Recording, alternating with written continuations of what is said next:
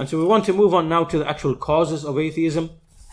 There are 12 in number, which I have here, and we'll try to summarize them as quickly and briefly as possible, inshallah ta'ala. So obviously there are causes, and the cures are known by looking at these causes. So the first of those causes is the spread of conjectural, speculative sciences of the disbelievers, and in particular two of them, which is the Big Bang cosmology, and secondly, the neo-Darwinism, or this notion of evolution. Now, both of these, we cannot do justice to these two things in a lecture like this. They are very deep topics. I refer you to two separate documents. The first document on the Big Bang is an article you'll find on the website aqidah.com, aqidah.com. There's a 30-40 page article on Big Bang cosmology and the Quran. You can refer to that for more detail. To put it in a nutshell to you, how this Big Bang cosmology appeared. Now this is where, if an atheist is listening now to what I'm going to say, he'll probably start laughing. He'll probably have fits of laughter. And you think, look at these stupid madmen speaking about this nonsense, whatever. But in reality, it's the other way around. It's the other way around. Right? They are the madmen and the fools who've been duped and hoodwinked and have their intellect stolen. Right? So to understand what I'm getting at here is that this whole cosmology that you are brainwashed with in school ever since the early 20th century, that whole cosmology appeared because of a specific reason. And that specific reason was that all of the empirical experiments in the 19th century proved that the earth is completely stationary and is not moving at all. This is what the science of the 19th century established, right? And there are many, many statements. This is simply a historical fact. This is undeniable. But most of these people never ever come across this information. So when you tell an atheist this, inside he'll be thinking, oh my gosh, this is a lunatic that I'm speaking to. Up until you whip out the statements of Einstein and all the other biographers of Einstein and all the scientists and whatever the historians, until you whip out their statements and you start reading the statements. Then it's like, you just give them a backhand and they're just dazed and dazzled, right? So this is an historical fact, right? That in the 19th century, the instrumentation was available, the machines, devices to actually test physically, is the earth in motion or not? So without going to all the details, there were a whole range of experiments done over 70, 80 years, and this completely baffled them because they thought, hang on, what is going on here? The Copernican system of the earth moving, it can't be proven empirically. It's falsified empirically. So this was the biggest problem at the end of the 19th century. How are we going to solve this problem of a stationary earth? And so this is clearly documented in the actual sources. And I've, 8 or 9 statements here from, many of famous. Arthur Eddington is a famous physicist. He's speaking historically about this in his book. There was just one alternative. The Earth's true velocity through space might happen to be nil. Meaning these experiments couldn't detect the Earth's motion, so they're trying to find all these different explanations to run away from the actual thing that it was saying. Right? So these physicists and, they're basically saying, look, there's only one alternative that they had, which is to basically admit the Earth is not moving. Another one, physicist Bernard Jaffe, the data of this experiment were almost unbelievable. There was only one other possible conclusion to draw, that the earth was at rest. Right? I can go on and on. There's the book here, a biography of Einstein. The Michelson-Morley experiment confronted scientists with an embarrassing alternative. So he's talking about these experiments only left them with 2 options. One option is to say, right, everything we've understood about light, magnetism, electricity, we've only understood it because we've assumed that there's a universal medium that's present everywhere, and that's how light, electricity, and magnetism, how it works, right? Just like in water, you've got waves. You can't have waves without water, without the medium of water. And just like you can't have sound without the medium of air, in a similar manner, the phenomena of electricity, magnetism, things like that, you can't have it unless there's a medium everywhere. So there's only two ways you can escape from these experiments. One is to say that there's no such thing as this medium, in which case you have to scrap everything you know about electricity, magnetism, and whatever else and start from scratch, which they didn't want to do. Or the other option was to basically admit that the earth is completely stationary, which is what the experiments were saying. Or the third option is to basically invent something new to explain away the experiments. Right? So what they did was they went for this third option to invent some newfangled ideas to explain away these experiments, that the earth is completely still and is not moving at all. So this is where Einstein came in with his ideas, and on the back of Einstein's ideas, this Belgian priest came along and came with the Big Bang cosmic egg, and on the back of that, a few other people came along, and then they constructed this idea that we're given today of the Big Bang cosmology of the universe. All of this is pure speculation. It's pure speculation.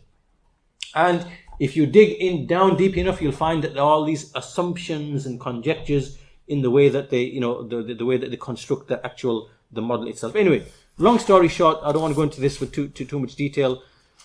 Basically, they have successfully managed to convey the idea that these models are based on empirical science when they are not. Right? They are conjectures in which there is some science involved, but there are assumptions and conjectures involved in these theories. So, as Muslims, we need to understand, we need to dig down and look at the foundations of these ideas and how they do not meet the standards of scientific inquiry. Right? These ideas do not meet neither the Big Bang cosmology.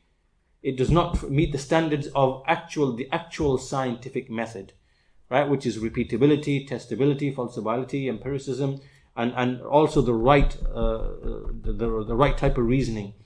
And likewise, the same can be said of the claim that all biological life appeared, just by random, interactions of matter and then evolved.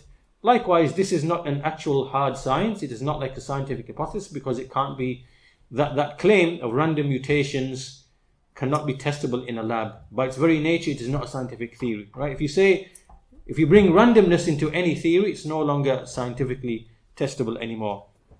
Randomness does not agree with science. You can't bring randomness into experiments, right? So by the very nature, these theories are actually conjectures. They're conjectures. They cannot be subject to the scientific method. This, again, is a very detailed topic. Now, if you speak about it in very broad terms, some atheist is going to come along and say, oh no, you misrepresented and you this or whatever. So I'm making a disclaimer here. What I'm saying is that there's a lot more to this topic than what can be presented in 5 minutes. Go back to the articles on about atheism.net with respect to evolution. There's a whole series of articles in PDF form dealing with that, and likewise with Big Bang cosmology. And these require a topic in and of itself. All you need to know is that these are conjectures, and the specific claims that they are making cannot be backed by the scientific method, right? So the claim that random mutations lead to new biological designs, whatever, this is nonsense. There's no scientific proof for it whatsoever. This is like saying having 1 million characters, digital characters, and expecting that the language known as HTML and JavaScript is going to develop by itself. And then once that language is developed, the JavaScript and HTML, all of a sudden we're going to, then CSS is going to develop, and then somehow some web application is going to, appear. And then it's just nonsense. It's just stupidity. There's no scientific evidence that can or has ever taken place. It's impossible. It's logically impossible to even happen. So it's a no-starter from the very beginning. Anyway, that's the first reason. The first reason is successfully presenting these conjectures as actual certainties and realities when it's not. As for the Big Bang, there are thousands of scientists who've written a rejection of this belief. Right? They've rejected it as something that's, constantly requiring new inventions just to patch it up and to make it, appear to be valid. Anyway, that's all topic in itself. Second reason, in fact, really, I should have begun. I've got them numbered in the wrong order. That was actually number 2. The first number in my list with the cause of atheism is actually ignorance of the proofs of Tawheed. That should have come first. The first major reason is ignorance of the proofs of the Tawheed of Allah Azza wa Jal, and specifically the evidences for His rububiyyah. And we already spoke about that briefly in the lesson early on. And part of that reason is that we are raised in Muslim households, mostly just blind following. And obviously there's nothing wrong with following the deen of your parents when it is the true deen, right?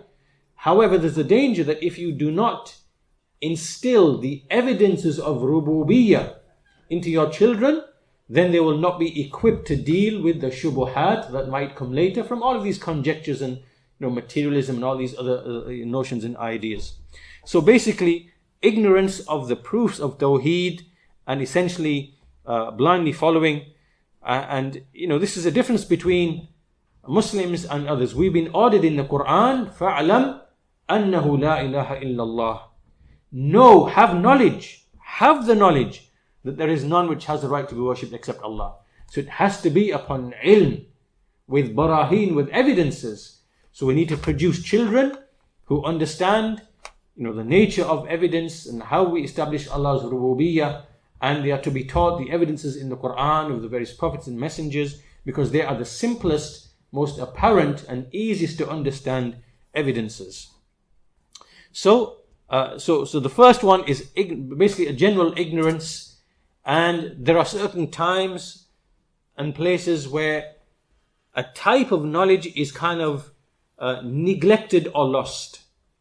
And that's why the scholars, you see, Sheikh Salih Ali Sheikh and others saying that we need to, promote and emphasize the evidences of the rububiyyah of Allah Azza wa Jal, and instill children and students and whatever, until even in the mosques where we already have believers, to remind them of the evidences of rububiyyah. That's number 1, factor number 1. And you can see, obviously, we mentioned the cause, and the cure is obvious from the cause. Yeah? So the cause is obviously ignorant jahl. What is the cure? The cure is to address this field in terms of knowledge.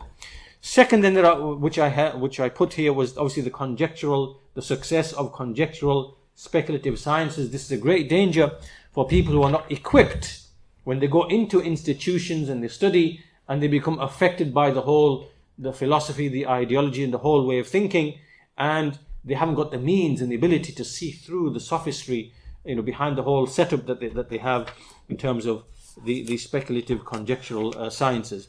So number 2, the success. So a Muslim comes along and he believes that these people are upon something and these are certainties, and he doesn't know that this is just pure conjecture and pure speculation. Number 3, and again they're in no particular order, is that many people see the technological, industrial, economic advancements of Western nations, and they somehow wrongly believe that this was as a result of atheism. Well, this is not true. In the past, there are nations who came and went, and they were more powerful and more strong. As Allah Azza wa Jalla, He mentions in Surah Ar-Rum, أَفَلَمْ يَسِيرُوا فِي الْأَرْضِ. Do they not travel through the earth? وَيَنْظُرُوا كَيْفَ كَانَ عَاقِبَةُ الَّذِينَ مِنْ قَبْلِهِمْ. Do they not travel through the earth and see how was the end of those who came before them? كانوا أشد منهم قوة وآثاروا الأرض وعمروها أكثر مما عمروها. That these people, they came, they were even stronger in power than them, and they traversed and they conquered and they populated the earth more than what these people populated and built up the earth. So the fact that nations become advanced in technology and industry, whatever, all of this is from the action of Allah Azza wa Jal.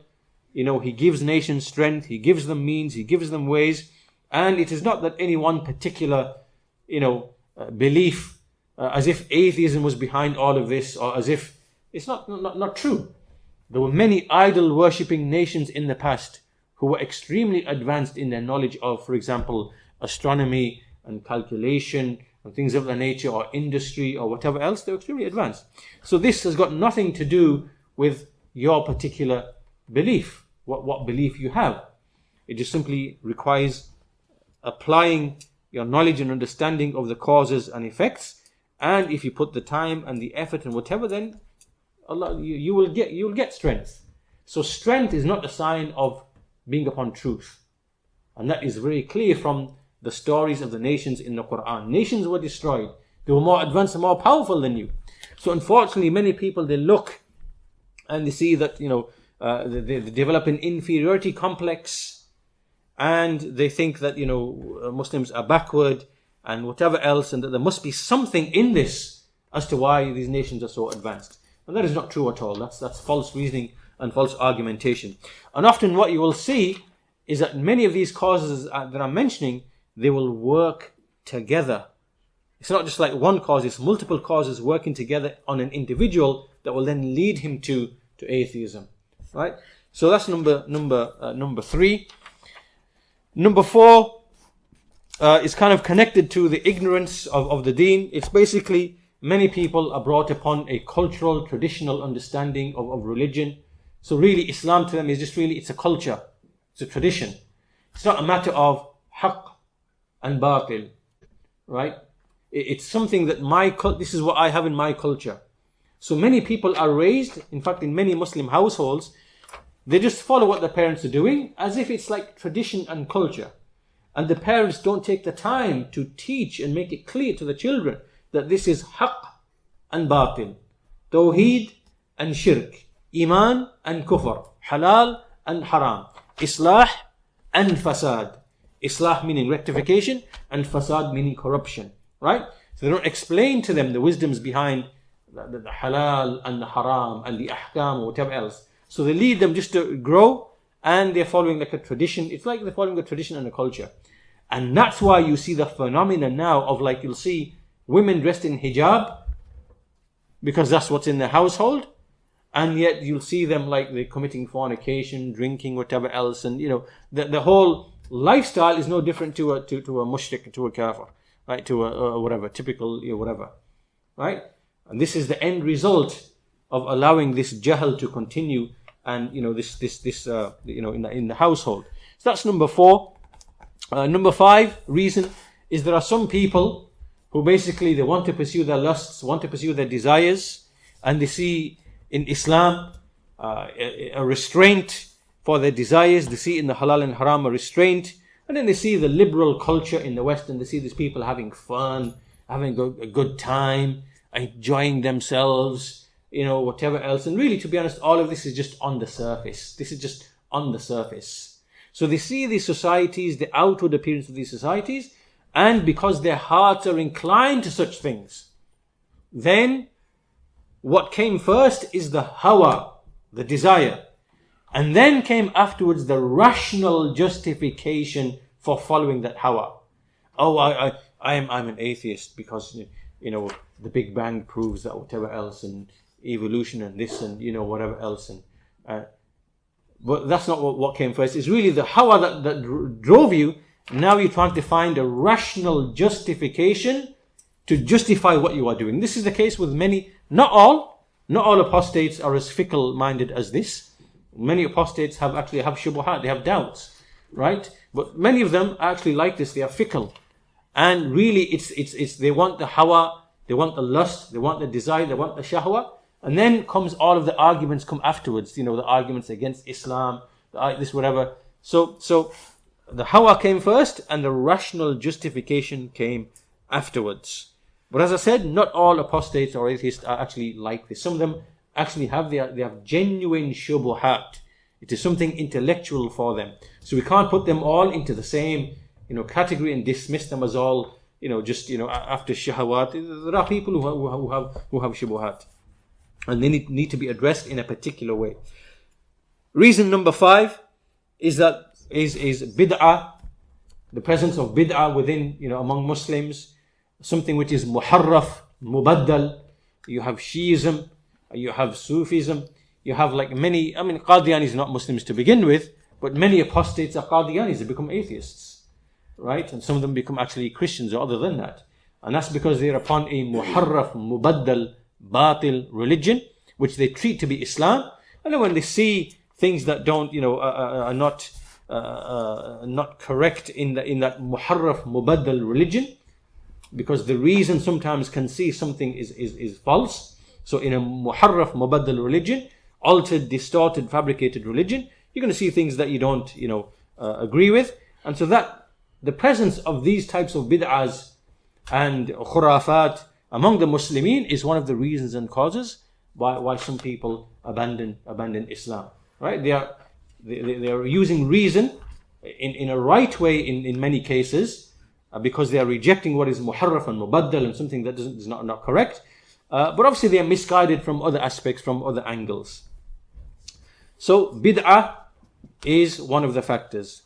Number 7 is the presence of the people of speculation and false arguments, the people of kalam, again people of bid'ah. They come along and they use weak and false arguments in defense of Islam. This happened historically in Islam from the first people of kalam, the Jahmiyyah. They try to prove Allah's existence with flawed philosophical arguments, and as a result they created much turmoil amongst the Muslims and confusion and doubt. They are known as the people of kalam, ilmul kalam. And kalam is not something that's just historical and it came and it went. Kalam is always present. Kalam is to use the speculations of the non-Muslims, the speculative sciences, in order to defend Islam. This is something that always continues and takes place. And that's why we have today, there are the people of kalam, the modern people of kalam. People like Zakir Naik, for example. And people like, there's many names. Abdul Majid Az-Zindani. People like that. They take the speculative theories and ideas of the disbelievers, and then they try to argue that they are in the Quran, right? To impress the non-Muslims, right? In the field of science. So these are just conjectures. And all you are doing is, you are building extremely weak foundations for Iman. And people whose Iman is built upon these speculations and conjectures, they will very quickly fall into atheism and disbelief and apostasy, when they see that all of this really there's no basis to it at all. So the presence of these people and what they've been doing and the way they've been arguing for the past 10, 15, 20, 25 years, this is a major cause behind the appearance of atheism amongst Muslims, and especially with people like Zakir Naik, who peddle many lies against the Book of Allah Azza wa Jal. From them is the claim that the universe is expanding, and they lie upon the Book of Allah. وَالسَّمَاءَ بَنَيْنَاهَا, the heaven we constructed it, بِأَيْدٍ, with power. وَإِنَّا لَمُوسِعُونَ, and indeed we are, they translate this to mean we are expanding. They say, look, this is a proof now for the expansion of the universe. How did the Quran know that the universe was expanding 1400 years ago, and before Hubble came along, whatever else, the redshift or whatever? Right? This is kadhib upon the Book of Allah Azza wa Jal, because this is not the meaning of the ayah. The meaning of the ayah is that Allah Azza wa Jal created the heaven expansively, it's huge, and He is able to increase and expand the means of provision therein. This is the meaning of the ayah. And they do the same with many other ayat in the Quran. Put things into the ayat which are not even in there. Right? And then this you are setting people up to have shaky foundations for their iman. Right? And as soon as someone comes along and says, well, in the next 10, 20 years, well, actually, the universe is not expanding, we were totally wrong. Because we made a mistake on the redshift, we assumed it meant velocity, but actually Hubble was totally wrong. Even he himself said, this is wrong, I don't accept it, we need to change this idea. So someone can come along and just, and all of a sudden the foundation of what you built your iman upon is totally gone. This is not, so the presence of these people amongst the Muslims are one of the main reasons for people, turning back on their faith, and they're setting people up for apostasy by bringing weak, false, fallacious arguments. That's number 7. Number 8, so again, as each of these is the cause, and then the cure, you know what the cure is automatically. Right? The cure here is, don't go to the long-winded nonsense of the Ahlul Kalam. Stick to the simple, strong proofs of the prophets and messengers. And go to the people who explain them. Ibn Taymiyyah, Ibn al-Qayyim, Imam Sa'di, and things like that. Right? So in all the ones that I mentioned, same with bid'ah, we know that's the cause. What's the cure? Pursuits of lusts and desires. What's the cure for that? Train your soul. So we've got the cause and the cure. You can work that out. Number 8, bad experiences in many of Muslim cultures and societies. So for example, you'll have one who was put into a forced marriage. You'll have another woman, on a revenge in some place in Sudan or, Indian, Pakistani subcontinent. You'll have someone who's been, genital mutilation that they have in Africa in some nations, which they took from the Egyptians from many thousands of years back, and then they stick it onto Islam, right?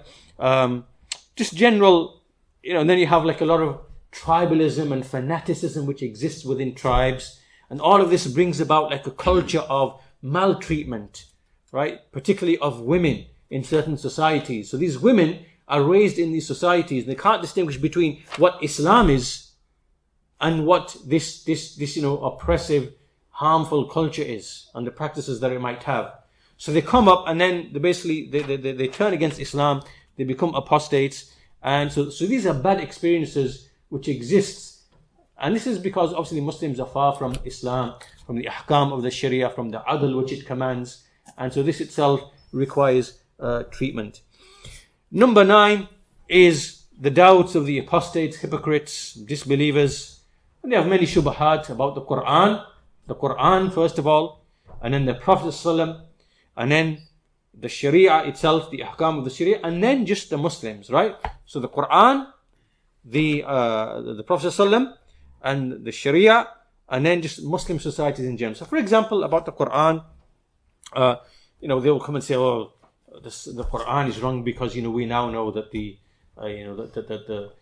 sun is stationary in the earth, and your Quran says that the sun moves, right? So they bring shubuhat from their conjectures, and the conjectures that they bring, whether it's to do with the compilation of the Quran or alleged contradictions of the Quran, or the Quran promotes violence, or the Quran doesn't agree with scientific whatever else. All these, they have these shubuhat. About the Prophet ﷺ, his marriages, about war, about things of that nature, they'll bring arguments. He was mad, he took from the Jews and Christians, he was being taught, he was this, whatever. All shubuhat about that. So these are spread, and for Muslims out there without knowledge, and he starts soaking up these shubuhat, this is going to affect his mind and his heart. Likewise about the Sharia, the ahkam in the Sharia, and likewise about Muslim societies in general. So again, this is a topic in itself. I can't delve too much on this, but just be aware that there are doubts of the apostates and hypocrites and disbelievers spreading lies and misconceptions, and these require scholarly responses. It requires a return to the scholars and knowledge-based answers to these questions, which do exist. A person has to go and seek and pursue them with honesty and with integrity. Many of these atheists, you will see, these apostates, these are just excuses really for their apostasy. There's some other reason behind, there's some trauma that they had, some really bad experience that you had in your society. You had FGM, you became genitally mutilated, your parents treated you wrong, right? You didn't get your education, you're really angry, you got a chip on your shoulder now, right? And you rebel against that society. Then you come out, you become an apostate. Now you want to find arguments. Okay, how can I justify my apostasy? Start finding arguments. Oh, well then. So this is where all these kind of arguments, they come along now, right? So you have to understand that not all these apostates, it's not, yes, I am now an enlightened, rational being, and I've rejected. It's not like that. Right? Many of these people actually have these traumatic, bad experiences, and that's the real, true underlying cause behind. The rest of it now is just trying to find ways and means to justify that choice. Number 10, I believe we are on, is the presence of extremism and terrorism, and the whole, Al-Qaeda, ISIS, and all this violence and nonsense and whatever else. Again, this comes back down to ignorance of Aqidah. If you are ignorant of Aqidah, you will not know that these people are the Khawarij, whom the Messenger told us about. We have certainty that they are the Khawarij, because their ideas are exactly the same, their actions are exactly the same as the first Khawarij, the Muhakkima, and the Azarika and the Najadat, right? These people who came along. We have certainty that the Khawarij mentioned in the text, and this is a proof to us of the truthfulness of the Messenger of Allah, right? From his the foreknowledge that he was given, that he mentioned these people would arise in every generation, they would create turmoil, kill the Muslims, rebel, and they would be cut off each time, right? And they have these doctrines and these ideas.